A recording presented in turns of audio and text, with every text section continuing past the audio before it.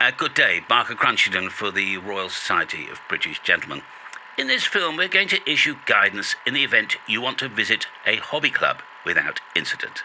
There may be a reason for you to visit a local or regional hobby club, a wireless radio society, the local fishing club, or a motor mechanics club. This may arise from a genuine interest in their activities, or perhaps a club talk you have agreed to give, or a simple inquisitive thought. Regardless of motive, it must be understood that hobby clubs operate according to a set of unwritten conventions. These are rarely documented, never explained, but they're universally observed. The committee has therefore prepared the following guidance on recognizing the types of people you are likely to meet. Upon arrival, you may believe the meeting has begun. It has not. What you are witnessing is the pre-meeting phase. Characters gather near doors, tables, and refreshment points. Conversations occur in fragments. Information is exchanged quietly. Nothing is decided. Packages are exchanged with occasional laughter. This phase exists to confirm that others have arrived and that the world remains broadly in order. Observe. Do not engage. But it should be understood that as a visitor, you will not remain unobserved. Curiosity is inevitable. One or more individuals will approach you, usually with the intention of being helpful. In most cases, this will be the enthusiast. This is normal. The enthusiast performs an important function.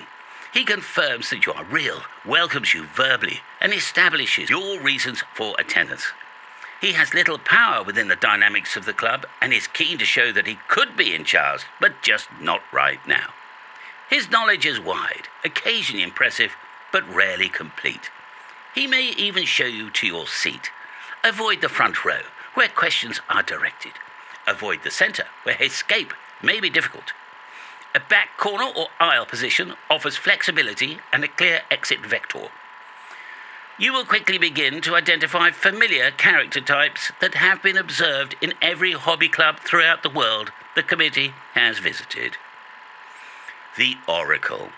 This individual is quieter and faintly detached. He speaks rarely, but when he does, the room adjusts itself. Others differ slightly. You will notice this. Do not question the Oracle publicly. If you require his knowledge, approach him after the meeting and ask one precise question. He will answer briefly, mostly correctly, but often misses the point, answering a question that he would have preferred you asked. He only attends these meetings to demonstrate how clever he really is. You may also encounter the silent one. He speaks little, observes much, and leaves early. It is unclear whether he knows everything or nothing at all. Treat him cautiously. If you engage, do so narrowly. Vague questions will be met with nodding, and he sniffs a lot. Another common formation is the Siamese pair.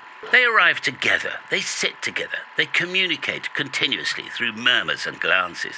They exchange private jokes and fragments of information while others are speaking. Orbiting them, you may find the smiling satellite, a third individual who nods frequently and appears pleased to be included, despite contributing very little. Do not interrupt this group. They are not unfriendly, they're just self-contained. Particular care should be taken when encountering the husband and wife intelligence service. These are efficient, reliable, and quietly influential. They act as a monitoring unit and remember everything. They vote as one, they rarely volunteer separately, and seldom argue in public. Handled well, they are invaluable.